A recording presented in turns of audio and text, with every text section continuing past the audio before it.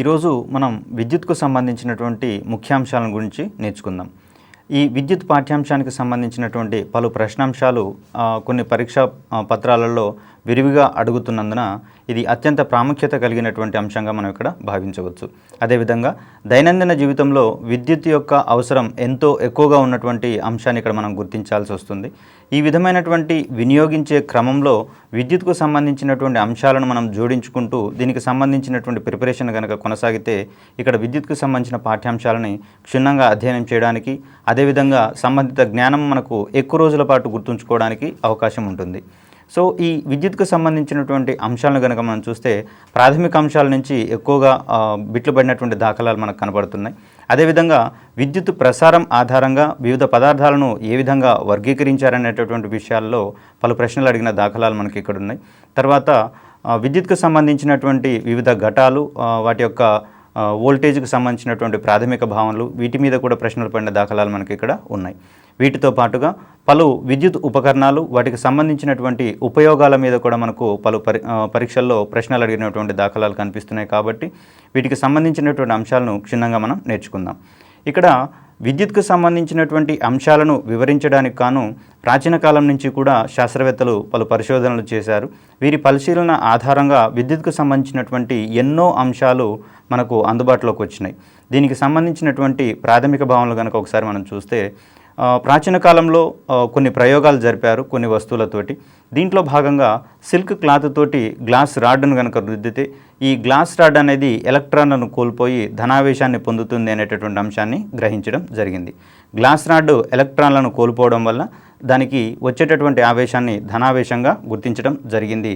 అదేవిధంగా ఉలెన్ క్లాత్తో ఎబోనైట్ రాడ్ను కనుక రుద్దితే ఈ ఎబోనైట్ కడ్డీ అనేది ఎలక్ట్రాన్లను గ్రహించి రుణావేశాన్ని పొందుతుందనేటటువంటి అంశాలను కూడా గ్రహించడం జరిగింది.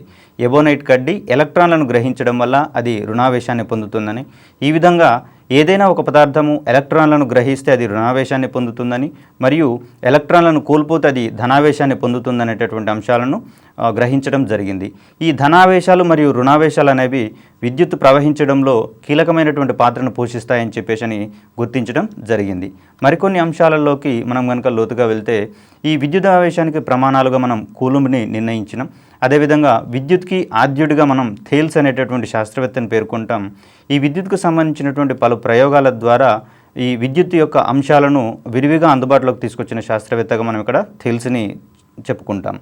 తర్వాత విద్యుత్కు సంబంధించినటువంటి ఆవేశాలను ప్రాథమికంగా ధన మరియు రుణ ఆవేశాలుగా వర్గీకరించినటువంటి ఘనత బెంజమిన్ ఫ్రాంక్లిన్కి దక్కుతుందనేటటువంటి అంశాన్ని ఇక్కడ మనం గుర్తుంచుకోవాలి. విద్యుత్ ఆవేశాలను ధన రుణ ఆవేశాలుగా వర్గీకరించిన శాస్త్రవేత్త ఎవరు అనే క్రమంలో ఒకవేళ పరీక్షాంశం కనుక వచ్చినట్లయితే దీనికి సంబంధించినటువంటి శాస్త్రవేత్తగా మనం బెంజమిన్ ఫ్రాంక్లిన్ని గుర్తుంచుకోవాల్సి ఉంటుంది.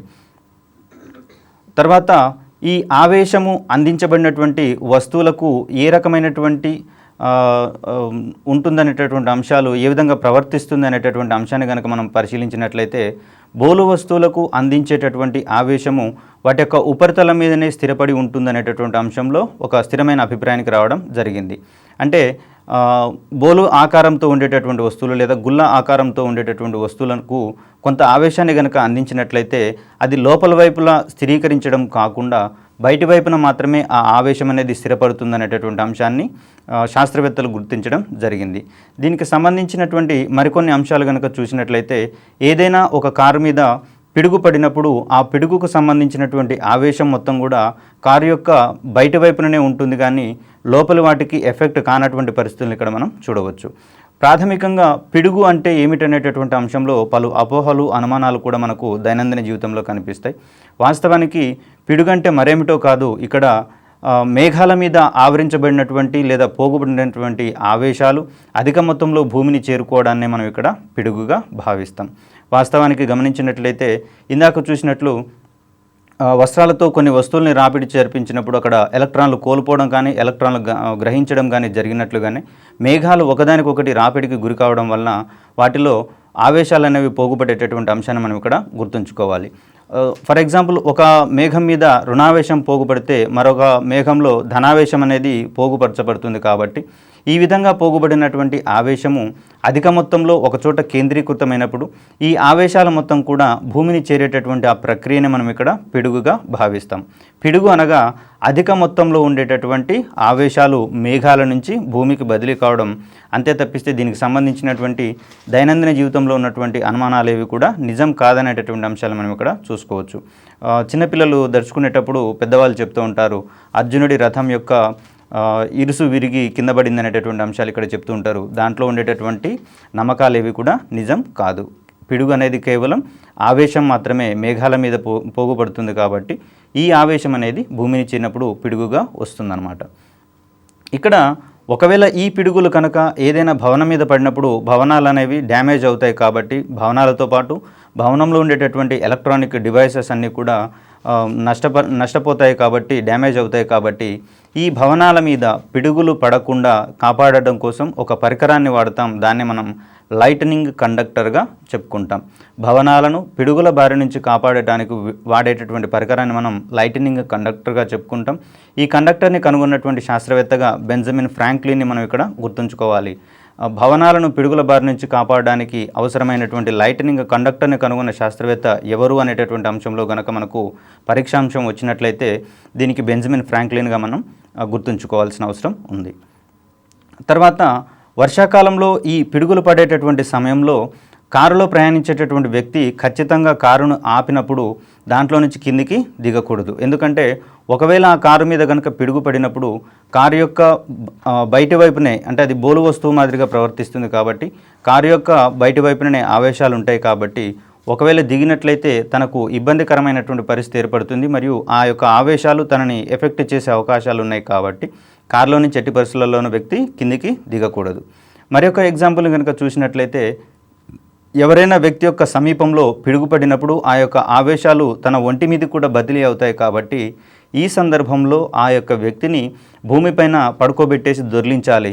ఈ విధంగా దొర్లించినప్పుడు తన మీదకి వచ్చినటువంటి ఆవేశాలు లేదా తన శరీరం మీద పోగుపడినటువంటి పిడుగుకు సంబంధించినటువంటి ఆవేశాలు మొత్తం కూడా భూమిలోకి చేరుకొని పోయి ఆ వ్యక్తి సురక్షితంగా విద్యుత్ బారి నుంచి బయటపడతాడు. కాబట్టి ఇట్లాంటి యొక్క ప్రాథమిక అంశాలను గుర్తుంచుకుంటే ఆ సమయంలో, ఆ విపత్కర సమయంలో మనం ఏ విధంగా ప్రవర్తించి ఆయా మనుషుల్ని కాపాడవచ్చు అనేటటువంటి అంశంలో మనం ఇక్కడ కొంత మనవంతు సహాయాన్ని మనం చేసుకోవచ్చు.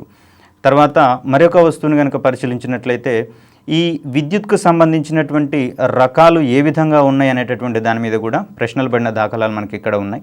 గతంలో బుద్ధుడు రావి చెట్టు కింద తపస్సు చేస్తున్నప్పుడు అక్కడ జ్ఞానోదయమైనటువంటి పరిస్థితులు మనం ఇక్కడ గమనించుకోవచ్చు. దీనికి సంబంధించినటువంటి ప్రాథమిక అంశాలలో కూడా ఈ విద్యుత్తులోని రకాన్ని మనం ఇక్కడ ప్రాథమికంగా చెప్పుకోవాల్సి వస్తుంది. ఇక్కడ ఏవైనా వస్తువుల మీద పోగుపడి స్థిరంగా ఉండేటటువంటి విద్యుత్తు ఒక రకమైనటువంటిదిగా, అదేవిధంగా ఒక ప్రదేశం నుంచి మరొక ప్రదేశానికి ప్రవహించేటటువంటి విద్యుత్తుని రెండవ రకమైనటువంటి విద్యుత్తుగా మనం ఇక్కడ చెప్పుకోవచ్చు. ఈ మధ్యకాలంలోనే వార్తాపత్రికల్లో వచ్చినటువంటి మరొక అంశం ఏమిటంటే కరెన్సీ నోట్లో ఉండేటటువంటి ఒక స్ట్రిప్, మెటల్ స్ట్రిప్ ఉంటుంది. ఈ స్ట్రిప్ ఆధారంగా కూడా మొబైల్స్ని రీఛార్జ్ చేస్తున్నటువంటి, ఎలక్ట్రిక్ ఛార్జ్ చేస్తున్నటువంటి పరిస్థితులు మనం ఇక్కడ గమనించుకోవాలి. దీనికి ప్రధాన కారణంగా కూడా ఈ కరెన్సీ నోట్ యొక్క స్ట్రిప్లో ఉండేటటువంటి విద్యుత్తు కొంత దీనికి సంబంధించినటువంటి మొబైల్ ఛార్జింగ్ని చేస్తున్నటువంటి పరిస్థితులు మనం ఇక్కడ చూసుకోవచ్చు. ఈ విధంగా ఈ చెట్ల ఆకులలో కానివ్వండి, తర్వాత కరెన్సీ నోటుకు సంబంధించినటువంటి స్ట్రిప్స్లలో కానివ్వండి, పోగుపడినటువంటి ఈ విద్యుత్తుని మనం ఇక్కడ స్థావర విద్యుత్ లేదా స్థిర విద్యుత్తుగా మనం ఇక్కడ భావించుకోవాలి. వస్తువు యొక్క ఉపరితలంపై పేరుకుపోయినటువంటి విద్యుత్తుని మనం స్థిర లేదా స్థావర విద్యుత్తుగా గ్రహిస్తాము. ఇక్కడ చెట్ల ఆకుల ఆధారంగా కూడా మొబైల్ ఛార్జింగ్ రీఛార్జ్ అవుతున్నటువంటి సందర్భాలు గమనించినాం. కాబట్టి ఈ పరిస్థితులలో అక్కడ ఉన్నటువంటి లేదా పోగుపడినటువంటి ఆవేశాన్ని మనం స్థావర విద్యుత్తుగా పేర్కోవాల్సి ఉంటుంది. తర్వాత ఈ స్థావర విద్యుత్తు తర్వాత మరొక రకమైనటువంటి విద్యుత్తుని ప్రవాహ విద్యుత్తు లేదా ఎలక్ట్రిక్ కరెంటు అంటాం. వాస్తవానికి విద్యుత్తులో ప్రాథమికంగా ప్రవహించేటటువంటి కణాలుగా ఎలక్ట్రాన్లను చెప్పుకుంటాం. ఈ ఎలక్ట్రాన్ల యొక్క ప్రవాహాన్ని మనం విద్యుత్ అని చెప్పేసి అంటాం. ఈ విద్యుత్తు ఏదైనా ఒక తీగ ద్వారా ప్రవహించినప్పుడు ఆ విధంగా ప్రవహించేటటువంటి ఆవేశాల యొక్క ప్రవాహ రేటుని మనం ప్రవాహ విద్యుత్ లేదా ఎలక్ట్రిక్ కరెంటుగా మనం చెప్పుకుంటాం. దీనిని ఒకవేళ సమీకరణ రూపంలో కనుక చూపించాల్సి వస్తే I = Q/Tగా చెప్పుకుంటాం. ఇక్కడ I అనేది ఎలక్ట్రిక్ కరెంటుని, Q అనేది ఆవేశాలని మరియు T అనేది కాలం యొక్క ప్రమాణంగా ఇక్కడ మనం చెప్పుకుంటాము. దీనికి సంబంధించినటువంటి విద్యుత్ ప్రమాణాలను కనుక మనం పరిశీలించినట్లయితే యాంపియర్ అనేదాన్ని విద్యుత్కి ప్రమాణాలుగా చెప్తాం. ప్రవాహ విద్యుత్ యొక్క ప్రమాణాలు విద్యుత్కు సంబంధించినటువంటి సమీకరణంగా మనం I = Q/Tగా మనం ఇక్కడ చెప్పుకుంటాం. తర్వాత ఈ విద్యుత్ మరొక రకంగా వర్గీకరించినట్లయితే ఇప్పటివరకు మనం స్థిరంగా పోగుబడితేనేమో స్థావర విద్యుత్ అని, ప్రవహించినట్లయితే ప్రవాహ విద్యుత్ అని చెప్పేసి అనుకున్నాము. ఈ ప్రవాహ విద్యుత్తుని మరి 2 రకాలుగా కూడా మనం ఇక్కడ వర్గీకరించుకోవచ్చు. మనకు దైనందిన జీవితంలో ఇంటి అవసరాలకు వాడుతున్నటువంటి విద్యుత్తు ఒక రకమైనటువంటి విద్యుత్ కాగా, మన మొబైల్స్లో ఉండేటటువంటి బ్యాటరీలు అందించేటటువంటి విద్యుత్ కానివ్వండి, అదేవిధంగా ఈ రేడియో సెల్స్లో కానివ్వండి, వాచ్లలో కానివ్వండి వాడేటటువంటి ఘటాల ద్వారా వచ్చేటటువంటి విద్యుత్తు రెండవ రకంగా మనం ఇక్కడ చెప్పుకోవచ్చు. ప్రధానంగా ప్రవాహ విద్యుత్తు ఏకాంతర విద్యుత్తు మరియు ఏకముఖ విద్యుత్ అనేటటువంటి 2 రకాలుగా వర్గీకరించినటువంటి పరిస్థితులను ఇక్కడ మనం చూడవచ్చు. ప్రవాహ విద్యుత్తుని ఏకాంతర విద్యుత్ మరియు ఏకముఖ విద్యుత్తుగా మనం ఇక్కడ 2 రకాలుగా వర్గీకరించుకుంటున్నాం. ఇక్కడ ఏకముఖ విద్యుత్ అంటే ఆ కరెంట్ యొక్క దిశ ఒకే రకంగా సరళరేఖా మార్గంలో ఉన్నట్లయితే దాన్ని ఏకముఖ విద్యుత్గా అనుకుంటాం. ఒకవేళ విద్యుత్ యొక్క పరిమాణం ధనాత్మకము మరియు రుణాత్మకాలుగా ఆల్టర్నేట్గా లేదా ఏకాంతరంగా మారుతూ ఉండేటట్లయితే అటువంటి విద్యుత్తుని మనం ఏకాంతర విద్యుత్తుగా భావించుకుంటాం. మన ఇంటి వినియోగాలకు వాడుకునేటటువంటి ఈ విద్యుత్తుని మనం ఏకాంతర విద్యుత్తుగా చెప్పుకోవచ్చు. ఏకాంతర విద్యుత్ యొక్క వినియోగాలు ప్రస్తుతం అనేకంగా ఉన్నందున దీన్ని గృహావసరాలకు, అదేవిధంగా వ్యవసాయ అవసరాలకు మరియు పారిశ్రామికంగా దీన్ని వాడతాం. అదేవిధంగా ఈ మధ్యకాలంలో అధునాతనంగా డిజైన్ చేయబడినటువంటి ఎలక్ట్రానిక్ ట్రైన్స్ ఉన్నాయి. ఈ ట్రైన్స్ అన్నీ కూడా రన్ కావాలంటే మనకు ఏకాంతర విద్యుత్ అనేది ముఖ్యంగా ఉపయోగపడుతుంది అనేటటువంటి విషయాన్ని మనం ఇక్కడ చూడవచ్చు. అదేవిధంగా మొబైల్ని ఛార్జ్ చేసేటటువంటి క్రమంలో అక్కడ ఉన్నటువంటి ఏకాంతర విద్యుత్ కనుక మొబైల్లోకి డైరెక్ట్ మనం ఛార్జ్ చేస్తే అక్కడ ఉన్నటువంటి సెన్సిటివ్గా ఉండేటటువంటి ఎలక్ట్రానిక్ పరికరాలు మొత్తం కూడా నాశనమయ్యేటటువంటి పరిస్థితులలో ఇక్కడ మొబైల్ ఫోన్స్లో కానివ్వండి, టీవీలలో కానివ్వండి, అదేవిధంగా కంప్యూటర్స్లలో కానివ్వండి ఏకాంతర విద్యుత్ని అక్కడ వాడేటటువంటి విద్యుత్ని మనం ఏకముఖ విద్యుత్గా భావిస్తాము, ఏకముఖ విద్యుత్ అంటాము. ఈ ఏకముఖ విద్యుత్ రావాలి అంటే ఏకాంతర విద్యుత్ని మనం ఏకముఖ విద్యుత్తుగా మార్చుకోవాల్సి వస్తుంది. ఈ రకంగా మార్చుకునేటటువంటి ప్రక్రియను ధిక్కారము అంటాం. ఏకాంతర విద్యుత్తును ఏకముఖ విద్యుత్తుగా మార్చేటటువంటి ప్రక్రియను ధిక్కారము అంటాం. ఈ విధంగా మార్చేటటువంటి పరికరాన్ని మనం రెక్టిఫైయర్ లేదా ధిక్కారి అంటాం. తర్వాత విద్యుత్కు సంబంధించినటువంటి మరొక అంశాన్ని కనుక మనం చూసినట్లయితే విద్యుత్ శక్మము లేదా విద్యుత్ పొటెన్షియల్ అనేటటువంటి అంశాన్ని ఇక్కడ మనం నేర్చుకోవాల్సి ఉంటుంది. విద్యుత్ క్షేత్రంలో అంటే విద్యుత్ యొక్క ప్రభావం ఎంతవరకు ఉంటుందో ఆ విద్యుత్ ప్రదేశం మొత్తాన్ని కూడా విద్యుత్ క్షేత్రం అంటాము.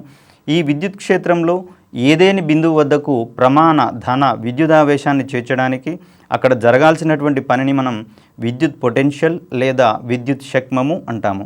విద్యుత్ క్షేత్రంలోని ఏదైనా బిందువు వద్దకు ప్రమాణ ధన విద్యుదావేశాన్ని చేర్చడానికి చేయాల్సిన పనిని మనం విద్యుత్ పొటెన్షియల్ లేదా విద్యుత్ శక్మం అనేటటువంటి అంశాన్ని ఇక్కడ మనం గుర్తుంచుకోవాలి.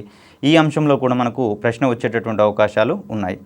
తర్వాత విద్యుత్ వలయంలో ఒక బిందువు నుంచి మరొక బిందువుకు ఏదైనా ప్రమాణ ఆవేశాన్ని కదిలించడానికి దానిపై చేయాల్సినటువంటి పనినే మనం ఇక్కడ శక్మాంతరము లేదా విద్యుత్ పొటెన్షియల్ డిఫరెన్స్ అంటాము. పొటెన్షియల్ డిఫరెన్స్గా దీన్ని ఇక్కడ మనం చూపిస్తాము.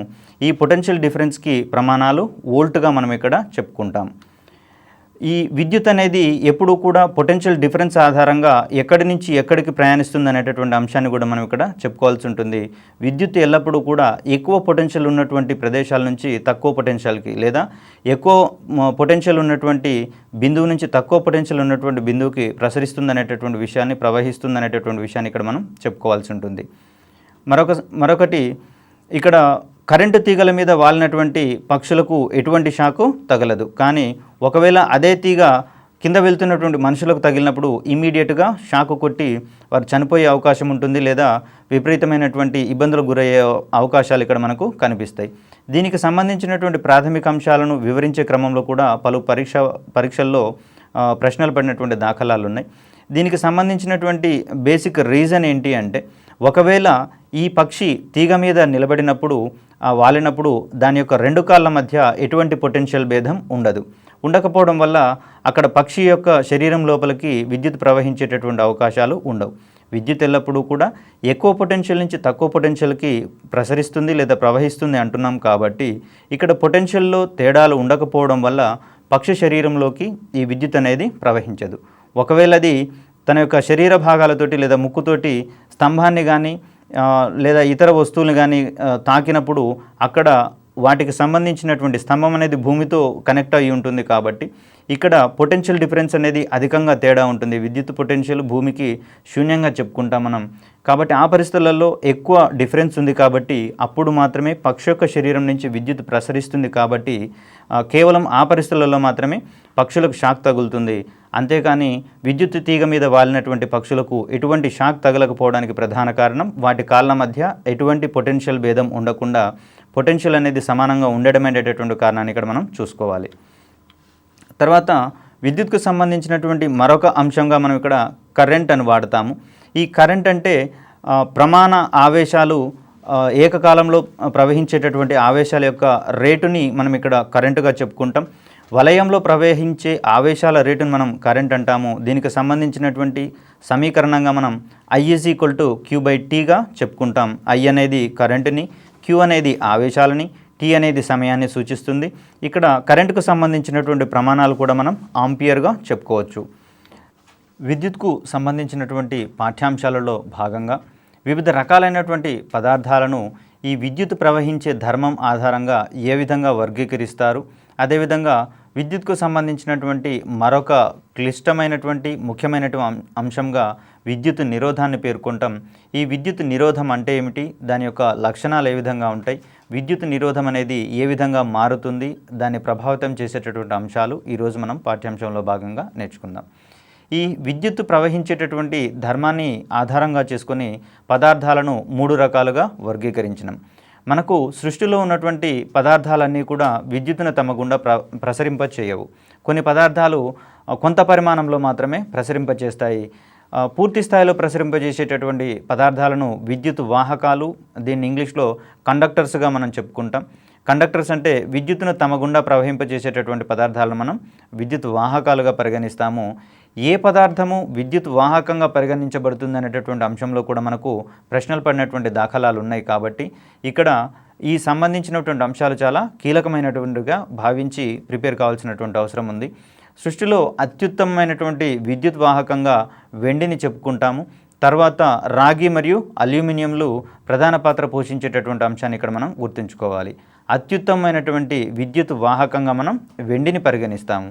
అయితే ఇక్కడ మరొక ముఖ్యమైనటువంటి అంశం ఏంటంటే అత్యుత్తమ విద్యుత్ వాహకము వెండి అయినప్పుడు మరి ఇక్కడ ఎలక్ట్రానిక్ అప్లయన్సెస్లో కానివ్వండి, ఎలక్ట్రానిక్ తీగల ద్వారా కానివ్వండి, తర్వాత విద్యుత్ ప్రసరింపజేసేటటువంటి తీగలుగా అల్యూమినియంని వాడుతున్నాం. రాగి మరియు అల్యూమినియంని విరివిగా వాడడానికి ప్రధాన కారణం ఏమిటయ్యా అంటే ఇక్కడ వెండి యొక్క ఖర్చు లేదా దాని యొక్క ధర ఎక్కువ కాబట్టి ఈ వెండిని వాడడం ద్వారా ఆ యొక్క విద్యుత్ ఉపకరణాల యొక్క కాస్ట్ ఎక్కువగా పెరిగిపోతుంది. కాబట్టి దాన్ని నివారించడం కోసం వెండి తర్వాత అత్యుత్తమ విద్యుత్ వాహకాలుగా పరిగణించబడుతున్నటువంటి రాగి మరియు అల్యూమినియంని విరివిగా వాడుతున్నటువంటి పరిస్థితులను ఇక్కడ మనం గమనించుకోవాలి. అనగా విద్యుత్ ఉత్తమ వాహకము వెండిగా పరిగణించినా కూడా రాగిని వాడడానికి ప్రధాన కారణంగా వెండితో పోలిస్తే రాగి యొక్క ధర తక్కువ కాబట్టి అందులోనూ రాగి ఎక్కువగా అందుబాటులో ఉంది కాబట్టి దీన్ని మనం ఎక్కువగా వాడుతున్నటువంటి దాఖలాలను ఇక్కడ మనం చూడవచ్చు.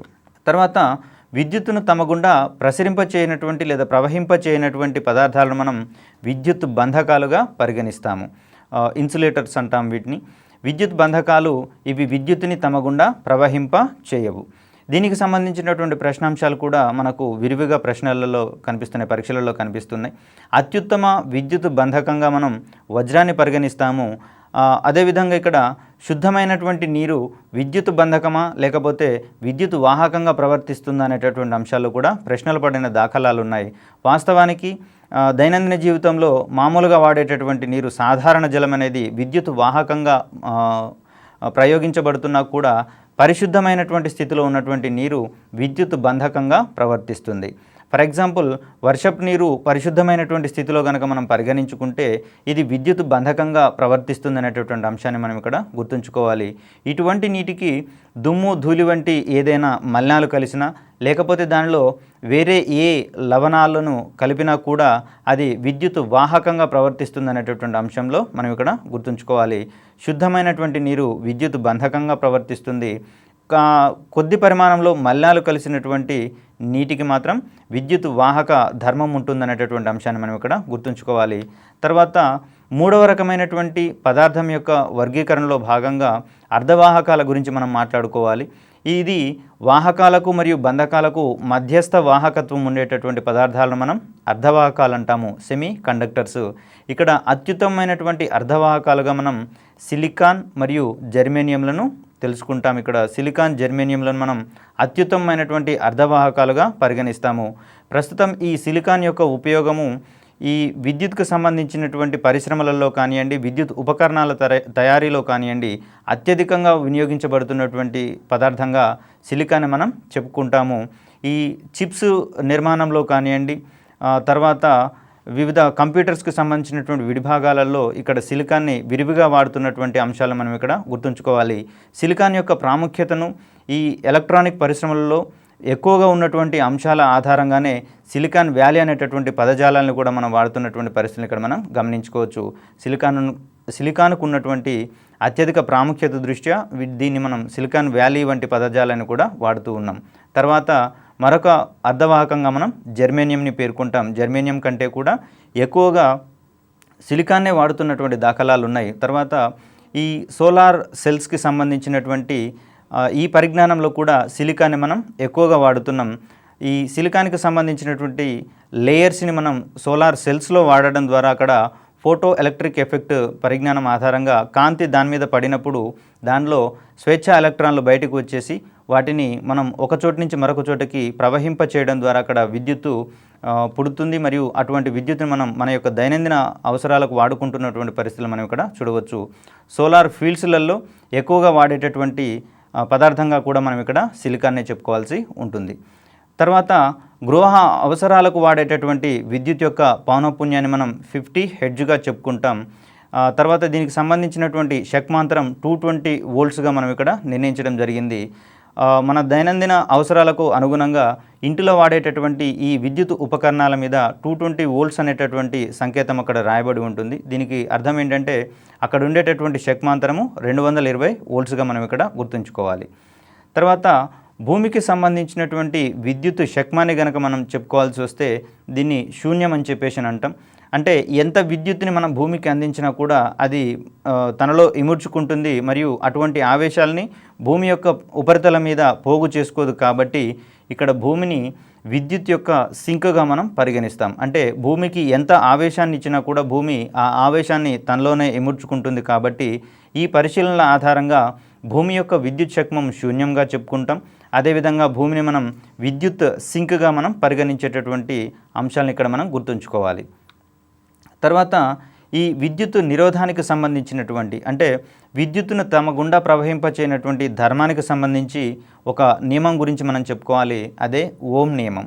ఇక్కడ ఓం నియమం యొక్క సిద్ధాంతాన్ని కనుక మనం పరిశీలించినట్లయితే స్థిర ఉష్ణోగ్రత వద్ద ఏదైనా తీగ ద్వారా ప్రవహించేటటువంటి విద్యుత్ దానిలోని శక్మాంతరానికి అనులోమానుపాతంలో ఉంటుంది అనేటటువంటి అంశాన్ని మనం ఇక్కడ ఓం నియమంగా చెప్పుకుంటాం. ఓం నియమం ప్రకారము స్థిర ఉష్ణోగ్రత వద్ద ఏదైనా తీగ ద్వారా ప్రవహించేటటువంటి విద్యుత్తు దానిలోని శక్మాంతరానికి అనులోమానుపాతంలో ఉంటుంది. దీన్ని సమీకరణ రూపంలో గనక మనం తెలియజేసుకున్నట్లయితే I ఈజ్ ప్రపోర్షనల్ టు Vగా చెప్పుకుంటాం. ఇక్కడ I అనేది కరెంటుని, అదేవిధంగా V అనేది శక్మాంతరాన్ని సూచిస్తే దీనికి ఒక సమీకరణ రూపాన్ని ఇచ్చినట్లయితే I ఈజ్ ఈక్వల్ టు V/Rగా చెప్పుకుంటాం. ఇక్కడ వచ్చినటువంటి ఈ నూతన సంకేతము R అనేది ఆ వాహకం యొక్క నిరోధకత్వాన్ని చెప్తుంది. ఈ నిరోధకత్వానికి మనం ప్రమాణాలుగా ఓం అనేటటువంటి అంశాన్ని ఇక్కడ మనం గుర్తుంచుకోవాలి. నిరోధం యొక్క ప్రమాణాలు ఏమిటి అనేటటువంటి అంశంలో కూడా పలు పరీక్షల్లో ప్రశ్నలు వచ్చినటువంటి దాఖలాలు ఉన్నాయి. కాబట్టి ఈ నిరోధానికి వాహకం యొక్క నిరోధకత్వానికి ప్రమాణాలు ఓంగా గుర్తుంచుకోవాలి. ఏదైనా ఒక విద్యుత్ ప్రవహించేటటువంటి తీగలో ఆ విద్యుత్ ప్రవహించేటటువంటి ధర్మాన్ని వ్యతిరేకించేటటువంటి ఆ పదార్థ స్వభావాన్ని మనం విద్యుత్ నిరోధంగా భావిస్తాం. తీగ ద్వారా విద్యుత్ ప్రవహించేటప్పుడు ఆ ప్రవాహాన్ని వ్యతిరేకించేటటువంటి పదార్థం యొక్క సహజ స్వభావాన్ని మనం ఇక్కడ విద్యుత్తు నిరోధంగా పేర్కొంటాం. ఈ నిరోధానికి సంబంధించినటువంటి మరికొన్ని అంశాలు కనుక మనం గమనించినట్లయితే నిరోధాలను ఏ విధంగా అనుసంధానించాలి అనేటటువంటి అంశంలో కూడా ప్రశ్నలు పడ్డాయి. ఇలా అనుసంధానించినప్పుడు ఆ వలయం యొక్క ఫలిత నిరోధం పెరుగుతుందా తగ్గుతుందా, తద్వారా విద్యుత్ అనేది దాంట్లో విద్యుత్ ప్రవాహం అనేది పెరుగుతుందా తగ్గుతుందా అనేటటువంటి అంశంలో కూడా మనకు పలు పరీక్షల్లో ప్రశ్నలు వచ్చినటువంటి దాఖలాలు ఉన్నాయి. ఇక్కడ నిరోధాల యొక్క సంధానాన్ని మనం ప్రాథమికంగా శ్రేణి మరియు సమాంతర సంధానాలుగా చెప్పుకుంటాం. నిరోధాలను శ్రేణి సంధానంలో కలపవచ్చును, అదేవిధంగా సమాంతరంగా కూడా కలపవచ్చును. శ్రేణి సంధానం అంటే నిరోధం యొక్క ఒక చివరని మరొక నిరోధం యొక్క రెండవ చివరకు కలపడం, లేదా ఒక నిరోధం యొక్క రెండవ చివరని మరొక నిరోధం యొక్క మొదటి చివరకు కలపడం. ఈ విధంగా కలుపుకుంటూ పోయేటటువంటి అమరికనే మనం శ్రేణి సంధానము అంటాం. ఒకవేళ సమాంతర సంధానం గురించి కనుక మనం చెప్పుకోవాల్సి వస్తే అన్ని నిరోధాల యొక్క మొదటి చివరలను ఒక బిందువుకి, అదేవిధంగా రెండవ చివరలను మరొక బిందువుకి గనక కలిపితే దాన్ని మనం నిరోధాల యొక్క సమాంతర సంధానంగా చెప్పుకుంటాం. దీనికి సంబంధించినటువంటి ఫలిత నిరోధం ఏ విధంగా ఉంటుందనేటటువంటి అంశాన్ని కనుక చూస్తే ఇక్కడ నిరోధాలను 2 లేదా అంతకంటే ఎక్కువ నిరోధాలను శ్రేణిలో సంధానిస్తే ఆ వాహకం యొక్క లేదా ఆ సర్క్యూట్ యొక్క వలయం యొక్క ఫలిత నిరోధం అనేది పెరుగుతుంది అనేటటువంటి అంశాన్ని మనం ఇక్కడ గుర్తుంచుకోవాలి. నిరోధాలను శ్రేణిలో సంధానిస్తే ఫలిత నిరోధం అనేది పెరుగుతుంది. తద్వారా ఆ వాహకంలో విద్యుత్ ప్రవహించేటటువంటి ధర్మాన్ని వ్యతిరేకించేటటువంటి పదార్థ స్వభావం పెరుగుతుంది. కాబట్టి తత్ఫలితంగా ఆ వలయంలో విద్యుత్ ప్రవాహం అనేది తగ్గేటటువంటి పరిస్థితిని మనం గమనించుకోవాలి. ఒకవేళ ప్రశ్న నిరోధాలను శ్రేణిలో సంధానిస్తే నిరోధం ఏం జరుగుతుంది అంటే అక్కడ పెరుగుతుంది అనేటటువంటి అంశాన్ని, విద్యుత్ ప్రవాహం ఏ విధంగా మారుతుంది అంటే తగ్గేటటువంటి పరిస్థితిని మనం ఆన్సర్గా భావించాల్సి వస్తుంది. ఒకవేళ ఇవే నిరోధాలను సమాంతర సంధానంలో గనక ఉంచితే ఫలిత నిరోధం అనేది తగ్గుతుంది. ఇక్కడ నిరోధం తగ్గితే వాహకంలో విద్యుత్ ప్రవాహం యొక్క ధర్మాన్ని నిరోధించేటటువంటి లేదా వ్యతిరేకించేటటువంటి స్వభావం తగ్గుతుంది. కాబట్టి ఈ పరిస్థితులలో విద్యుత్ ప్రవాహం పెరుగుతుంది అనేటటువంటి అంశాన్ని మనం ఇక్కడ గుర్తుంచుకోవాలి. నిరోధాల సమాంతర సంధానంలో ఫలిత నిరోధం అనేది తగ్గుతుంది. తత్ఫలితంగా విద్యుత్ ప్రవాహం అనేది పెరిగేటటువంటి అంశాలను ఇక్కడ మనం గమనించుకోవాలి. ఇక్కడ ప్రధానంగా విద్యుత్ హీటింగ్ అప్లయన్సెస్లలో విద్యుత్ బల్బు మరియు విద్యుత్ హీటర్స్, ఎలక్ట్రిక్ హీటర్స్ అంటాము. అదేవిధంగా ఈ ఐరన్ బాక్సులలోనూ ఇక్కడ అత్యధికమైనటువంటి నిరోధాలు ఉన్నటువంటి పదార్థాలను మనం ఫిలమెంటులుగా వాడడం ద్వారా అక్కడ ఆ నిరోధం అనేది కొంత ఉష్ణశక్తిగా మారడం ద్వారా మరియు అదేవిధంగా వెలుతురునిచ్చేటటువంటి అంశాలలో వినియోగించబడడం ద్వారా ఆయా పరికరాలు పనిచేస్తున్నటువంటి అంశాన్ని మనం ఇక్కడ గుర్తుంచుకోవాలి. నిరోధాలు ఎక్కువగా ఉండేటటువంటి పదార్థాలను, విద్యుత్ నిరోధం ఎక్కువగా ఉండేటటువంటి పదార్థాలను బల్బులలో ఫిలమెంట్లుగా వాడతాం. అదేవిధంగా ఐరన్ బాక్సులలో మరియు ఎలక్ట్రిక్ స్టవ్లలో వాడేటటువంటి అంశాలను కూడా మనం ఇక్కడ గుర్తుంచుకోవాలి. తర్వాత విద్యుత్ నిరోధాన్ని ప్రభావితం చేసేటటువంటి పలు అంశాల మీద కూడా మనకు ప్రశ్నలు వచ్చిన దాఖలాలు ఉన్నాయి. ఏదైనా వాహకం యొక్క పొడవును పెంచితే దాని యొక్క నిరోధం ఏ విధంగా మారుతుంది అనేటటువంటి అంశాన్ని, ఒకవేళ నిరోధానికి మార్పుకు సంబంధించినటువంటి విద్యుత్ ప్రవాహం కూడా ఏ విధంగా ఎఫెక్ట్ అవుతుంది అనేటటువంటి అంశంలోనూ ప్రశ్నలు పడిన దాఖలాలు మనకి ఇక్కడ ఉన్నాయి. ఒకవేళ వాహకం యొక్క పొడవును గనక మనం పెంచితే దాని యొక్క ఫలిత నిరోధం పెరుగుతుందన్నట్లుగా భావించాలి. దీన్నే మనం వాహకం యొక్క పొడవు పెరిగినప్పుడు ఆ నిరోధాలను శ్రేణిలో సంధానించినట్లుగా భావించుకొని ఆ సందర్భంలో నిరోధం పెరుగుతుంది. కాబట్టి ఇక్కడ కూడా వాహకం యొక్క పొడవు పెరిగితే నిరోధం పెరుగుతుందనేటటువంటి అంశాన్ని ఇక్కడ మనం జోడించుకోవడం ద్వారా ఈ కాన్సెప్ట్ అనేది సులభంగా మనకు గుర్తుండిపోతుంది. ఒకవేళ వాహకం యొక్క పొడవు కనుక తగ్గితే అక్కడ నిరోధం అనేది తగ్గుతుంది. పొడవు తగ్గడం వల్ల ఆ వాహకంలో విద్యుత్ ప్రవహించేటటువంటి ధర్మాన్ని వ్యతిరేకించేటటువంటి ధర్మం కూడా సహజంగా తగ్గుతుంది. కాబట్టి వాహకం యొక్క పొడవు తగ్గితే విద్యుత్ నిరోధం కూడా తగ్గుతుంది అనేటటువంటి అంశాన్ని ఇక్కడ మనం గుర్తుంచుకోవాలి. మరొక అంశంగా అడ్డుకోత వైశాల్యాన్ని చెప్తాం. అంటే విద్యుత్ నిరోధాన్ని ప్రభావితం చేసేటటువంటి మరొక ముఖ్యమైనటువంటి అంశంగా అడ్డుకోత వైశాల్యం గురించి చెప్పుకుంటాం. వాహకం యొక్క అడ్డుకోత వైశాల్యం గనక పెరిగితే అక్కడ నిరోధం తగ్గుతుంది. ఒకవేళ వాహకం యొక్క అడ్డుకోత వైశాల్యము తగ్గితే నిరోధం పెరుగుతుంది అనేటటువంటి అంశాలని గుర్తుంచుకోవాలి. అడ్డుకోత వైశాల్యం పెరిగింది అంటే అక్కడ నిరోధాలను సమాంతర సంధానంలో అనుసంధానించేటటువంటి అంశాలను మనం ఇక్కడ గుర్తుంచుకోవాలి. ఆ సందర్భంలో నిరోధం తగ్గుతుంది కాబట్టి ఏదైనా వాహకం యొక్క అడ్డుకోత వైశాల్యం పెరిగితే ఆటోమేటిక్గా అక్కడ నిరోధం తగ్గుతుంది కాబట్టి తత్ఫలితంగా విద్యుత్ యొక్క ప్రవాహం అనేది పెరుగుతుంది. అదేవిధంగా వాహకం యొక్క అడ్డుకోత వైశాల్యం తగ్గినట్లయితే ఫలిత నిరోధం పెరుగుతుంది కాబట్టి ఆటోమేటిక్ ఇక్కడ విద్యుత్ ప్రవాహం అనేది తగ్గుతుంది. తర్వాత విద్యుత్తు నిరోధానికి సంబంధించి దాన్ని ప్రభావితం చేసేటటువంటి మరొక అంశంగా మనం ఉష్ణోగ్రత గురించి చెప్పుకుంటాం. ఈ వాహకాల యొక్క ఉష్ణోగ్రత పెరిగితే ఫలిత నిరోధం పెరుగుతుందా లేదా తగ్గుతుందా అనేటటువంటి అంశాలలో కూడా మనకి ఇక్కడ పరీక్షల్లో ప్రశ్నలు వచ్చినటువంటి దాఖలాలు ఉన్నాయి. అర్ధవాహకాల యొక్క ఉష్ణోగ్రత తగ్గితే ఏం జరుగుతుంది, లేదా లోహాల యొక్క ఉష్ణోగ్రత పెరిగితే ఏం జరుగుతుంది అనేటటువంటి అంశంలో పలు ప్రశ్నలు వచ్చినటువంటి దాఖలాలు ఉన్నాయి. ఇక్కడ లోహాల యొక్క ఉష్ణోగ్రత పెరిగితే నిరోధం పెరుగుతుందని, అదేవిధంగా నిరోధం పెరుగుతుంది కాబట్టి విద్యుత్ ప్రవాహం అనేది తగ్గుతుంది అనేటటువంటి అంశాన్ని మనం ఇక్కడ గుర్తుంచుకోవాలి. ఈ విద్యుత్ బంధకాల మీద ఉష్ణోగ్రత యొక్క ప్రభావము ఏ విధంగా ఉండదు కాబట్టి దాని గురించి మనం పెద్దగా గుర్తుంచుకోవాల్సిన అవసరం ఏం లేదు. కేవలం లోహాలకు అర్ధవాహకాలకు సంబంధించినటువంటి ప్రభావాలను మాత్రం మనం క్షుణ్ణంగా గుర్తుంచుకోవాలి. అర్ధవాహకాల యొక్క ఉష్ణోగ్రత పెరిగితే నిరోధం తగ్గుతుంది కాబట్టి ఈ సందర్భంలో అవి వాహకాలుగా ప్రవర్తించేటటువంటి ధర్మాన్ని మనం ఇక్కడ గుర్తుంచుకోవాలి. అర్ధవాహకాల యొక్క ఉష్ణోగ్రత పెరిగితే అక్కడ వలయంలో విద్యుత్ నిరోధం అనేది తగ్గుతుంది, ఫలితంగా విద్యుత్ యొక్క ప్రవాహం అనేది పెరుగుతుంది అనేటటువంటి అంశాన్ని మనం ఇక్కడ గుర్తుంచుకోవాలి. విద్యుత్కు సంబంధించినటువంటి ఒక ముఖ్యాంశంగా మనం ఇక్కడ విద్యుత్ చాలక బలాన్ని, ఈ విద్యుత్ చాలక బలం అందించేటటువంటి వివిధ పరికరాల యొక్క గుణగణాల గురించి కూడా మనం ఇక్కడ క్షుణ్ణంగా చెప్పుకోవాల్సి ఉంటుంది. ఏదైనా వాహకంలో విద్యుత్ ప్రవహించుటకు ఒక బ్యాటరీ లేదా ఘటం చేసేటటువంటి పన్నే మనం అక్కడ విద్యుత్ చాలక బలంగా పేర్కొంటాము. ఇక్కడ ఆవేశాలు ఒక ప్రదేశం నుంచి మరొక ప్రదేశానికి ప్రవహించడానికి అవసరమయ్యేటటువంటి సామర్థ్యాన్ని ఇచ్చేటటువంటి పదార్థంగా లేదా పరికరంగా మనం ఇక్కడ బ్యాటరీని చెప్పుకుంటాం. వాహకంలో విద్యుత్ ప్రవహించడానికి ఏదైనా బ్యాటరీ చేసేటటువంటి పన్నే మనం ఇక్కడ విద్యుత్ చాలక బలం, దీన్నే మనం ఎలక్ట్రోమోటివ్ ఫోర్స్ లేదా ఈఎంఎఫ్ అని షార్ట్గా చెప్పుకుంటాం. ఈ వాహకం యొక్క నిరోధం యొక్క వ్యుత్క్రమాన్ని లేదా దాని యొక్క విలోమాన్ని మనం ఇక్కడ విద్యుత్ వాహకతగా పేర్కొంటాం. నిరోధం యొక్క వ్యుత్క్రమమే విద్యుత్ యొక్క వాహకత. తర్వాత విద్యుత్ చాలక బలాన్ని అందించేటటువంటి పరికరాలు ఏవి అనేటటువంటి అంశంలో కూడా మనకు ప్రశ్నలు వచ్చినటువంటి దాఖలాలు ఉన్నాయి. ఇక్కడ విద్యుత్ జనరేటరు అనగా విద్యుత్తుని ఉత్పత్తి చేయడానికి అవసరమయ్యేటటువంటి పరికరంగా ఉపయోగించేటటువంటి పరికరంగా ఇక్కడ మనం విద్యుత్ జనరేటర్ని చెప్పుకుంటాం. ఇదే క్రమంలో డైనమో మరొకటి, తర్వాత విద్యుత్ ఘటం అనేది కూడా మనకి ఇక్కడ విద్యుత్ చాలక బలాన్ని అందించేటటువంటి పరికరాలుగా చెప్పుకుంటాం. విద్యుత్ జనరేటర్ అనేది నీటి యొక్క యాంత్రిక శక్తిని విద్యుత్ శక్తిగా కన్వర్ట్ చేసేటటువంటి పరికరంగా చెప్పుకుంటాం. అదేవిధంగా డైనమో కూడా గతిజ శక్తిని లేదా ఈ సైకిల్ యొక్క గతిజ శక్తిని అక్కడ విద్యుత్ శక్తిగా కన్వర్ట్ చేసేటటువంటి పరికరంగా మనం ఇక్కడ చెప్పుకుంటాం. విద్యుత్ ఘటం మాత్రం విద్యుత్ ఘటంలో ఇమిడి ఉన్నటువంటి రసాయనిక శక్తిని అది విద్యుత్ శక్తిగా మారుస్తుంది అనేటటువంటి అంశాన్ని ఇక్కడ మనం గుర్తుంచుకోవాలి. వాహకంలో వలయంలో విద్యుత్ చాలక బలాన్ని అందించేటటువంటి పరికరాలు ఏవి అన్న సందర్భాల్లో విద్యుత్ జనరేటరు, డైనమో మరియు విద్యుత్ ఘటాలను మనం ఆన్సర్గా పెట్టుకోవాల్సినటువంటి అవసరాన్ని ఇక్కడ మనం గుర్తుంచుకోవాలి. ఈ విధమైనటువంటి విద్యుత్ ఘటాన్ని వోల్టా అనేటటువంటి శాస్త్రవేత్త కనుగొన్నటువంటి అంశాలను మనం ఇక్కడ గుర్తుంచుకోవాలి. విద్యుత్ ఘటాన్ని కనుగొన్నది వోల్టా.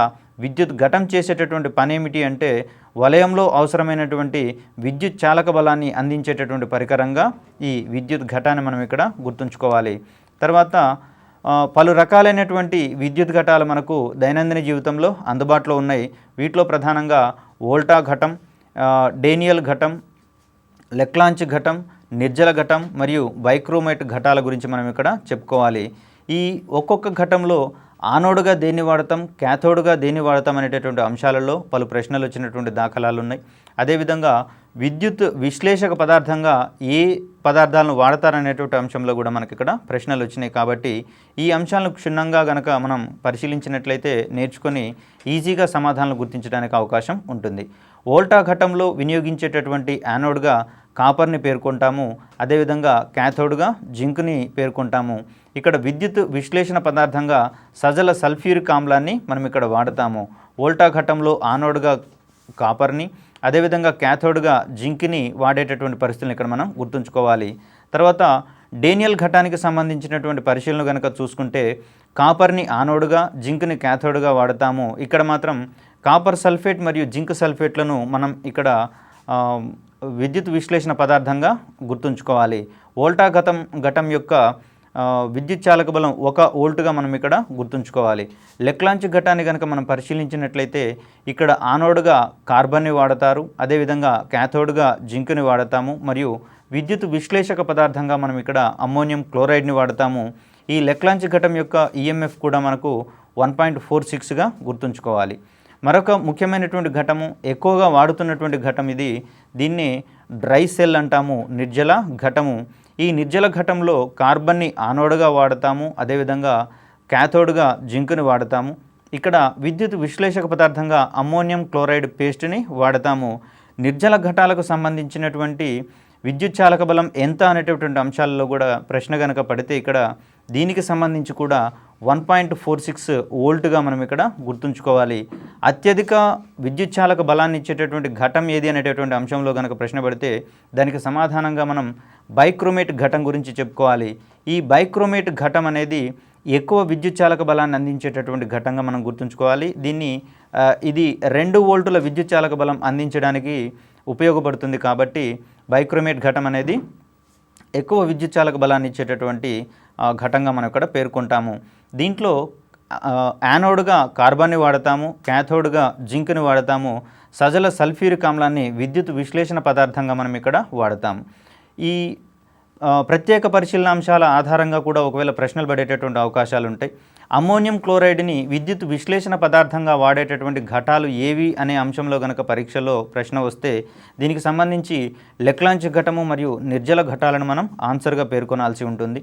ఒకవేళ సజల సల్ఫ్యూరిక్ ఆమ్లాన్ని ఏ ఘటాలలో కనుక విద్యుత్ విశ్లేషణ పదార్థంగా వాడతారు అనేటటువంటి అంశంలో బైక్రోమేట్ ఘటం మరియు వోల్టా ఘటాలను మనం ఇక్కడ చూసుకోవాల్సి ఉంటుంది. ఈ క్రింది వానిలో సజల సల్ఫ్యూరిక్ ఆమ్లం విద్యుత్ విశ్లేషంగా వినియోగించేటటువంటి ఘటం ఏది అని ఒకవేళ ప్రశ్న కనుక అడిగితే దానికి ఆప్షన్స్గా డేనియల్ ఘటం, లెక్లాంచ్ ఘటం, నిర్జల ఘటం మరియు బైక్రోమేట్ ఘటాలను కనుక ఆప్షన్స్గా ఇస్తే ఇక్కడ సజల సల్ఫ్యూరిక్ ఆమ్లం బైక్రోమేట్ ఘటంలోను మరియు వోల్టా ఘటంలోను వాడతాం. కాబట్టి ఇచ్చిన ఆప్షన్స్లలో బైక్రోమేట్ ఘటం ఉంది కాబట్టి బైక్రోమేట్ ఘటాన్ని మనం ఇక్కడ ఆన్సర్గా పరిగణించాల్సి వస్తుంది. తదుపరి విశిష్ట నిరోధానికి సంబంధించినటువంటి ప్రధాన అంశాలను గుర్తుంచుకోవాలి. దీని మీద కూడా పలు ప్రశ్నలు మనకు కనపడుతున్నటువంటి దాఖలాలు ఉన్నాయి. ప్రమాణ పొడవు, ప్రమాణ అడ్డుకోత వైశాల్యం కలిగినటువంటి వాహకం యొక్క నిరోధాన్నే మనం ఇక్కడ విశిష్ట నిరోధంగా చెప్పుకుంటాం. ఏదైనా వాహకాన్ని తీసుకున్నప్పుడు దానికి ప్రమాణమైనటువంటి పొడవు, అడ్డుకోత వైశాల్యాన్ని నిర్ధారించినప్పుడు దానికి ఉండేటటువంటి నిరోధాన్ని మనం ఇక్కడ విశిష్ట నిరోధం అంటాము.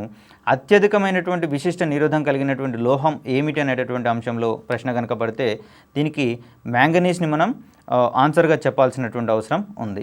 తర్వాత అత్యల్ప విశిష్ట నిరోధం కలిగినటువంటి లోహంగా వెండిని పేర్కొంటాం. అందుకని ఇది ఉత్తమ విద్యుత్ వాహకంగా గుర్తించబడుతుంది అనేటటువంటి అంశాన్ని ఇక్కడ మనం గుర్తుంచుకోవాలి. తర్వాత మిశ్రమ లోహాలలో అత్యధిక విశిష్ట నిరోధం ఉన్నటువంటి పదార్థంగా నిక్రోమ్ని చెప్పుకుంటాం. దీనికి విశిష్ట నిరోధం ఎక్కువగా ఉంది కాబట్టే నిక్రోమ్ని మనం ఎలక్ట్రానిక్ హీటర్స్లలో దాన్ని ఫిలమెంట్గా వాడుతున్నటువంటి పరిస్థితులను మనం ఇక్కడ గుర్తుంచుకోవాలి. ఈ అత్యధిక విశిష్ట నిరోధం ఉన్నందువల్ల ఈ నిక్రోమ్ తన గుండా విద్యుత్ని ఎక్కువగా ప్రసరింప చేయకుండా దాన్ని నిరోధిస్తుంది. కాబట్టి ఇక్కడ జరిగేటటువంటి ఘర్షణ పరిస్థితులలో అక్కడ ఉన్నటువంటి విద్యుత్ ప్రవాహం మొత్తం కూడా ఉష్ణశక్తిగా మారుతున్నటువంటి పరిస్థితులు మనం ఇక్కడ గుర్తుంచుకోవాలి. విద్యుత్ ప్రవహించేటటువంటి ధర్మాన్ని అత్యధికంగా నిరోధిస్తుంది కాబట్టే నిక్రోమ్ అనేది విద్యుత్ శక్తిని ఉష్ణశక్తిగా మారుస్తుంది. కాబట్టి దాన్ని ఎక్కువగా మనం సోలార్ హీటర్స్లలో, ఎలక్ట్రిక్ హీటర్స్లలో వాడుతున్నటువంటి పరిస్థితులను ఇక్కడ మనం గమనించుకోవాలి. ఈ విశిష్ట నిరోధానికి సంబంధించినటువంటి ప్రమాణాలుగా మనం ఓం, మీటర్లను చెప్పుకుంటాము. తర్వాత ఈ అధిక విశిష్ట నిరోధం ఉంది కాబట్టి లోహాలను ఎక్కువగా హీటింగ్ కాయిల్స్, అదేవిధంగా ఫిలమెంట్స్గా వాడుతున్నటువంటి దాఖలాలను చూడవచ్చు. వీటి యొక్క ప్రధాన ధర్మం ఏమిటంటే ఇవి అధిక నిరోధం ఉన్న కారణంగా వీటి గుండా ప్రవహించే విద్యుత్ మొత్తాన్ని కూడా ఇవి ఉష్ణశక్తిగా మారుస్తాయి. ఏది ఎక్కువ విద్యుత్ని ఉష్ణశక్తిగా మారుస్తుందో అటువంటి పదార్థాలను మాత్రమే మనం ఇక్కడ ఫిలమెంట్లుగా వాడతాము. తర్వాత నిరోధము ఎక్కువగా మరియు ద్రవీభవన స్థానం తక్కువగా ఉన్నటువంటి కొన్ని లోహాలను ఈ విద్యుత్ వలయాలు బ్రేక్ చేసేటటువంటి ఫ్యూజ్ వైర్లుగా వాడేటటువంటి పరిస్థితులను ఇక్కడ మనం చూడవచ్చు. నిరోధం ఎక్కువ మరియు అల్ప ద్రవీభవన స్థానం కలిగినటువంటి ఈ మిశ్రమ లోహంగా టైప్ మెటల్ని చెప్తాం. ఈ టైప్ మెటల్ అనేది లెడ్ మరియు తగరముల యొక్క మిశ్రమ లోహంగా చెప్తాం. ఇక్కడ వీటిని ఫ్యూజ్ వైర్లుగా వాడినప్పుడు వీటికి నిరోధం ఎక్కువగా ఉంటుంది కాబట్టి అక్కడ వాటిలో ఎక్కువ ఉష్ణశక్తి జనిస్తుంది కాబట్టి ఈ ఎక్కువ ఉష్ణశక్తికి అనుగుణంగా వాటికి ద్రవీభవన స్థానం తక్కువగా ఉంటుంది కాబట్టి ఇమ్మీడియట్గా అవి కరిగిపోతాయి. ఫలితంగా వలయంలో విద్యుత్ ప్రవాహం అనేది నిరోధించబడుతుంది. కాబట్టి అక్కడ వివిధ రకాలైనటువంటి పరికరాలకు ఈ వోల్టేజ్ హెచ్చుతగ్గుల వల్ల వచ్చేటటువంటి ఈ ఇబ్బందుల్ని తీసివేయడానికి గాను మనం ఇక్కడ కరెంట్ యొక్క వోల్టేజ్ ఎక్కువగా వచ్చినప్పుడు అక్కడ దీనికి నిరోధం ఎక్కువగా ఉంటుంది కాబట్టి ఇమ్మీడియట్గా ఫ్యూజ్ వైర్ కొట్టివేయడం వల్ల ఆ హెచ్చుతగ్గులకు ఇంటిలోని పరికరాలు ఏవి కూడా ఎఫెక్ట్ కావు కాబట్టి ఆ విధంగా అవి కాపాడబడతాయి. తర్వాత వలయంలో విద్యుత్ ప్రవాహంలో మార్పులు వచ్చినట్లయితే దానికి సమీపంలో ఉండేటటువంటి మరొక వలయంలో విద్యుత్తును ప్రేరేపించేటటువంటి ప్రక్రియను మనం అన్యోన్య ప్రేరణగా చెప్పుకుంటాము. దీనికి సంబంధించినటువంటి పూర్వ పరిశోధనలుగా ఆయిరిస్టెడ్ చేసినటువంటి పరిశోధనలు మనం చెప్పుకోవాల్సి ఉంటుంది. ఈ ఆయిరిస్టెడ్ ప్రకారము ఏదైనా వలయంలో విద్యుత్ ప్రవహించేటప్పుడు ఆ వాహకం చుట్టూతా అయస్కాంత క్షేత్రం ప్రేరేపించబడుతుందని, ఈ విధంగా ప్రవహించే క్రమంలో దానికి సమీపంలో మరొక వలయాన్ని గనక మనం ఉంచితే ఈ అయస్కాంత క్షేత్రానికి సంబంధించినటువంటి బలరేఖల యొక్క ప్రభావం వల్ల ఈ అయస్కాంత ఫ్లక్స్ వల్ల అక్కడ మరొక వలయంలో కూడా విద్యుత్ ప్రేరేపించబడుతుందని, ఇటువంటి ధర్మాన్ని మనం అన్యోన్య ప్రేరణగా గుర్తుంచుకోవాలని చెప్పేసినటువంటి అంశాలు ఇక్కడ పరిశీలించడం జరిగింది. ఏదైనా ఒక వలయంలో విద్యుత్ ప్రవాహంలో మార్పులు ఉండటం వల్ల దానికి సమీపంలో ఉండేటటువంటి మరో వలయంలో విద్యుత్ ప్రేరేపించబడితే అటువంటి ప్రక్రియను మనం అన్యోన్య ప్రేరణ అంటాము. అదేవిధంగా ఆయిరిస్టెడ్ ప్రయోగాల ద్వారా తెలిసిన విషయం ఏమిటంటే విద్యుత్ అనేది వాహకంలో ప్రవహించినంతసేపు దాని చుట్టూతా విద్యుత్ క్షేత్రంతో పాటుగా అయస్కాంత క్షేత్రం కూడా ఏర్పడుతుందనేటటువంటి అంశాన్ని మనం ఇక్కడ గుర్తుంచుకోవాలి. ఈ మధ్యకాలంలో వస్తున్నటువంటి ఆధునిక జీవన విధానంలో భాగంగా ప్రతి ఒక్కరం కూడా గోడలలోనే ఈ విద్యుత్ తీగలకు సంబంధించినటువంటి ఎక్విప్మెంట్ మొత్తాన్ని కూడా అమర్చేసి పైవైపున ప్లాస్టర్ ఆఫ్ ప్యారిస్ని మనం అప్లై చేస్తున్నటువంటి ఈ గోడలలో విద్యుత్ తీగలు అనేవి వాటి యొక్క అరేంజ్మెంట్ ఏ దిశలో ఉంది లేదా ఏ స్థానంలో ఉందనేది తెలుసుకోవడానికి కాను ఈ విద్యుత్కు ఉండేటటువంటి ఈ అయస్కాంత ధర్మాన్ని బేరీజు వేసుకొని మనం ఇక్కడ దాన్ని కనుక్కోవచ్చు. దీనికి సంబంధించి ఈ అయస్కాంత దిక్సూచిని కనుక అక్కడ గోడల మీద దాన్ని మనం ఉంచినప్పుడు లేదా కదులుతున్నప్పుడు ఏ గోడలోని ఏ ప్రదేశంలోనైతే ఈ అయస్కాంత దిక్సూచిలో ఫ్లక్చుయేషన్స్ వస్తాయో ఆ ప్రాంతం నుంచి ఆ వైరు వెళ్తున్నట్టుగా మనం భావించుకోవాలి. దీనిని విద్యుత్ యొక్క అయస్కాంత ధర్మంగా మనం ఇక్కడ గమనించుకోవాలి. తర్వాత ఈ అన్యోన్య ప్రేరణ అనేటటువంటి ధర్మం ఆధారంగా పనిచేసేటటువంటి ఒక పరికరాన్ని గురించి ఇక్కడ మనం చెప్పుకోవాలి. దీన్ని మనం పరివర్తకము, దీన్ని ట్రాన్స్ఫార్మర్ అంటాము. ఈ ట్రాన్స్ఫార్మర్ అనేది దీనిలో ఇది పనిచేయడంలో ఉన్నటువంటి సూత్రం ఏమిటి అంటే అన్యోన్య ప్రేరణ అనేటటువంటి ధర్మాన్ని ఇక్కడ మనం చెప్పుకోవాలి. ఈ పరివర్తకాన్ని మనం వోల్టేజ్ని పెంచడానికి అదేవిధంగా వోల్టేజ్ని తగ్గించడానికి గాను వాడతాము. వోల్టేజ్ని తగ్గించేటటువంటి ట్రాన్స్ఫార్మర్ని మనం స్టెప్ డౌన్ ట్రాన్స్ఫార్మర్గా వాడతాము. తర్వాత వోల్టేజ్ని పెంచేటటువంటి ట్రాన్స్ఫార్మర్లను మనం స్టెప్ అప్ ట్రాన్స్ఫార్మర్ అంటాము. ఇక్కడ వోల్టేజ్ని తగ్గించే స్టెప్ డౌన్ ట్రాన్స్ఫార్మర్ అనేటటువంటి క్రమంలో ఈ ట్రాన్స్ఫార్మర్ మనం సబ్స్టేషన్లలోనూ ఇళ్లలోనూ వాడేటటువంటి పరిస్థితులను ఇక్కడ మనం గుర్తుంచుకోవాలి. క్రింది ఏ పరిసరాలలో వోల్టేజ్ని తగ్గించే ట్రాన్స్ఫార్మర్లను వాడతారు అంటే సబ్స్టేషన్లోను మరియు గృహాలలోనూ వాడతారు అనేటటువంటి విషయాన్ని ఇక్కడ మనం గుర్తుంచుకోవాలి. మరొక రకమైన ట్రాన్స్ఫార్మర్గా మనం వోల్టేజ్ని పెంచేటటువంటి ట్రాన్స్ఫార్మర్ గురించి మాట్లాడుకోవాలి. ఈ వోల్టేజ్ని పెంచేటటువంటి ట్రాన్స్ఫార్మర్ని మనం స్టెప్ అప్ ట్రాన్స్ఫార్మర్ అంటాము. ఇక్కడ విద్యుత్ ఉత్పత్తి కేంద్రాలలో ఈ రకమైనటువంటి ట్రాన్స్ఫార్మర్లను విరివిగా వాడుతున్నాం. తర్వాత ఒక తీగ చుట్టలోని అయస్కాంత అభివాహం అనేది కాలంతో పాటుగా మారితే ఆ వలయంలో విద్యుత్ ప్రేరేపించబడుతుందనేటటువంటి అంశాన్ని కనుగొన్న శాస్త్రవేత్తగా ఫారడేని మనం ఇక్కడ చెప్పుకోవాల్సి ఉంటుంది. తీగ చుట్టలో అయస్కాంత అభివాహము కాలంతో పాటుగా మారితే ఆ వలయంలో విద్యుత్ ప్రేరేపించబడుతుంది. తర్వాత ఈ డైనమో, జనరేటర్ మరియు విద్యుత్ ఉత్పత్తి కేంద్రాల్లో పనిచేసేటటువంటి ప్రాథమిక సూత్రంగా మనం విద్యుత్ అయస్కాంత ప్రేరణ గురించి చెప్పుకోవాల్సి ఉంటుంది. విద్యుత్ ప్రవహించేటటువంటి వాహకంలో విద్యుత్ క్షేత్రంతో పాటుగా అయస్కాంత క్షేత్రం కూడా ఏర్పడుతుంది అనేటటువంటి అంశాన్ని ఇక్కడ మనం గుర్తుంచుకున్నాం. తర్వాత ఇదే సూత్రాన్ని మనం డైనమో మరియు జనరేటరు అదేవిధంగా విద్యుత్ ఉత్పత్తి కేంద్రాల్లో విద్యుత్తుని ఉత్పత్తి చేయడానికి దాని వెనకాల ఉన్నటువంటి ప్రాథమిక సూత్రంగా కూడా మనం ఇక్కడ విద్యుదయస్కంద ప్రేరణ గురించి చెప్పుకోవాల్సి ఉంటుంది. ఈ క్రమంలోనే విద్యుత్కి సంబంధించినటువంటి పలు ఉపకరణాలు అవి చేసేటటువంటి పనుల గురించి కూడా కొన్ని ప్రశ్నాంశాలు ఉన్నటువంటి అంశాలను మనం ఇక్కడ చూసుకోవాలి. దీంట్లో ప్రధానంగా స్వర్ణపత్ర విద్యుద్దర్శిని గురించి చెప్పుకుంటాము.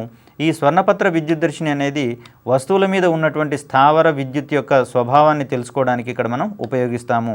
దీని ఆధారంగా ఏ వస్తువు మీదనైనా ఉపరితలం మీద ఆవేశం ఉంటే ఆ ఆవేశం ఉందా లేదా అనేటటువంటి అంశాన్ని స్వర్ణపత్ర విద్యుద్దర్శిని ద్వారా మనం ఇక్కడ తెలుసుకోవచ్చు.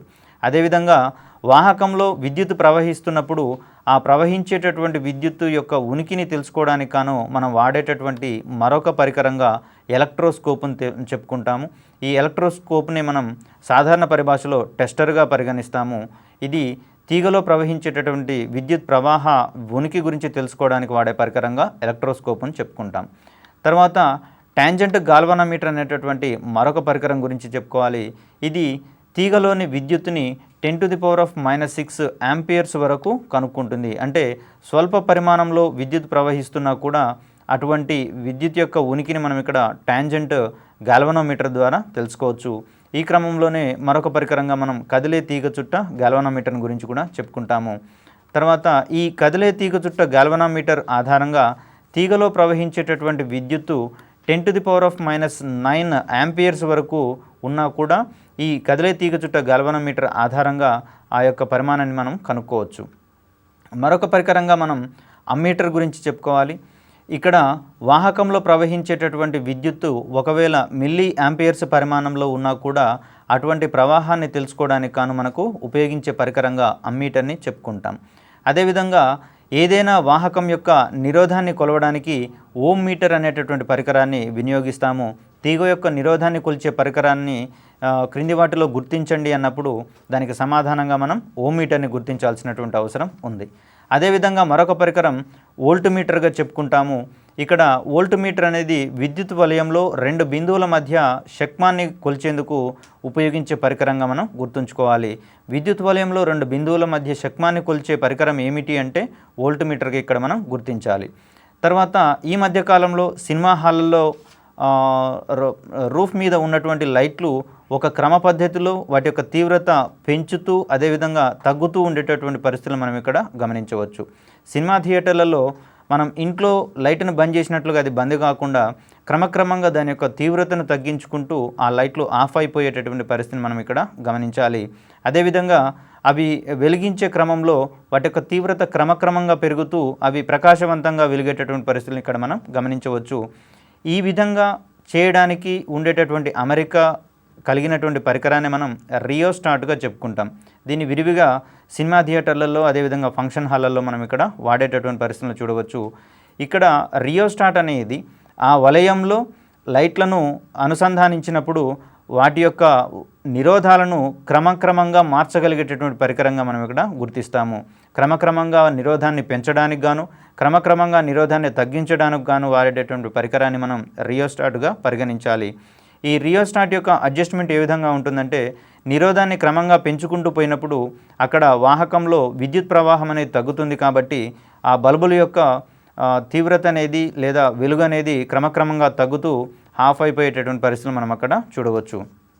తర్వాత నిరోధాన్ని క్రమక్రమంగా తగ్గించే క్రమంలో అక్కడ విద్యుత్ ప్రవాహం అనేది పెరుగుతూ అవి ప్రకాశవంతంగా వెలిగేటటువంటి పరిస్థితులు మనం అక్కడ గమనించుకోవచ్చు. దీంట్లో ప్రాథమిక రియోస్టాట్ అనేది వాహకంలో నిరోధాలను మార్చగలిగేటటువంటి అయితే అవసరమైనప్పుడు పెంచగలిగేటటువంటి అవసరం లేనప్పుడు తగ్గించగలిగేటటువంటి పరికరంగా ఇక్కడ మనం చెప్పుకోవచ్చు. మరొక పరికరంగా మీటర్ బ్రిడ్జ్ అనేటటువంటి పరికరాన్ని చెప్పుకుంటాము. ఇది తీగ యొక్క విశిష్ట నిరోధాలను లెక్కించబడేటటువంటి పరికరంగా మనం మీటర్ బ్రిడ్జిని చెప్పుకోవచ్చు. అదేవిధంగా విద్యుత్ బల్బుకు సంబంధించినటువంటి అంశాలను కూడా మనం ఇక్కడ గుర్తుంచుకోవాలి. ఇది విద్యుత్ శక్తిని వెలుతురుగా ఉష్ణశక్తిగా మార్చేటటువంటి పరికరంగా మనం ఇక్కడ చెప్పుకుంటాం. అదేవిధంగా ఎలక్ట్రానిక్ హీటర్స్కి సంబంధించి ఎలక్ట్రానిక్ ఐరన్ బాక్సులకు సంబంధించి ఇవి విద్యుత్ శక్తిని ప్రధానంగా ఉష్ణశక్తిగా మార్చేటటువంటి పరికరాలుగా మనం ఇక్కడ గుర్తుంచుకోవాలి. ఈ విధంగా విద్యుత్కు సంబంధించినటువంటి ప్రాథమిక భావనలలో ఈ విద్యుత్ ఉపకరణాలకు సంబంధించినటువంటి ఉపయోగాలు మనకు ఎన్నో ఎక్కువగా ఉంటాయి కాబట్టి వీటికి సంబంధించినటువంటి పలు కీలక అంశాలు మనకు ఎగ్జామ్లలో అడిగే అవకాశం ఉంది కాబట్టి వీటి యొక్క పనితీరు తర్వాత వాటి యొక్క అవసరతల దృష్ట్యా ఏ పరికరాన్ని వాడతామనేటటువంటి అంశాలని కనుక మనం క్షుణ్ణంగా గుర్తుపెట్టుకుంటే దీనికి సంబంధించినటువంటి ప్రశ్నలకు మనం సులువుగా సమాధానాలు నేర్చుకోవచ్చు.